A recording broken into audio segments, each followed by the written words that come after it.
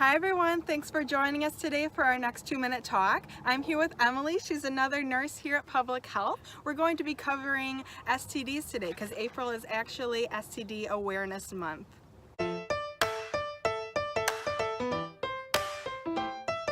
STDs, or sexually transmitted diseases, are very serious and can lead to lifelong complications for a woman's reproductive health, such as pelvic inflammatory disease and infertility if left untreated. The CDC estimates that 15 to 24-year-olds make up half of all newly reported STDs each year. Today we will briefly focus on two of the most common STDs, chlamydia and gonorrhea.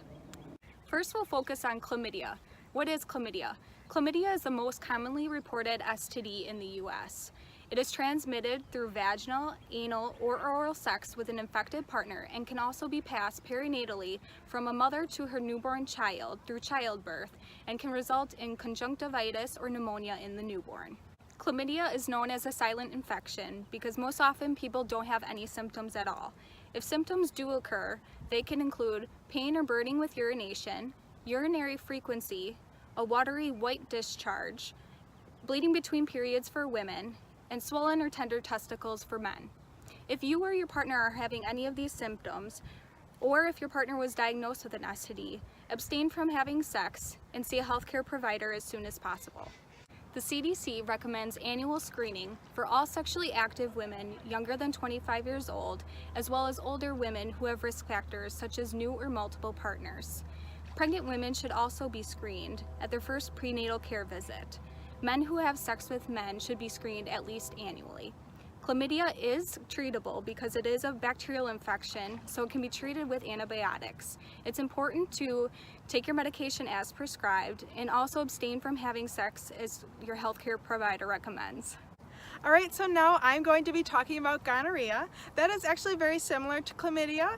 It is also a bacterial STD and it can be transmitted through vaginal, oral, or anal sex, or also perinatally from mom to baby through childbirth.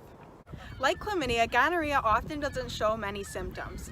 If you do have symptoms, it might be urinary frequency or painful or burning urination or bowel movements. You could also have yellowish, grayish, or greenish discharge, abnormal periods, bleeding between your periods, and for males they might have swollen or tender testicles. Anyone having symptoms or anybody with a partner who has been diagnosed with this STD should abstain from having sex until they see their healthcare provider. As far as screening, the CDC recommends that young sexually active women under the age of 25 should be screened annually. Older women with new or multiple sex partners should also be screened annually. For treatment, this is also a treatable bacterial infection, so you use antibiotics. Just make sure that you are using this medication as prescribed and you abstain from sex until your healthcare provider recommends. So how can people prevent these STDs? The most reliable way is abstinence, but other ways include using condoms consistently and correctly, as well as being in a mutually monogamous relationship where you have both tested and are known to be uninfected. For testing and treatment for these STDs, you can always see your provider, or you can go to Waukesha County Public Health. At Waukesha County Public Health, we offer our full-service STD and HIV clinic where you need to make an appointment, or you can come in through our walk-in services and get screened for chlamydia and gonorrhea. For questions or concerns, please give us a call or visit our website. Alright, thanks for joining us for today's 2-minute talk. We hope you join us next time.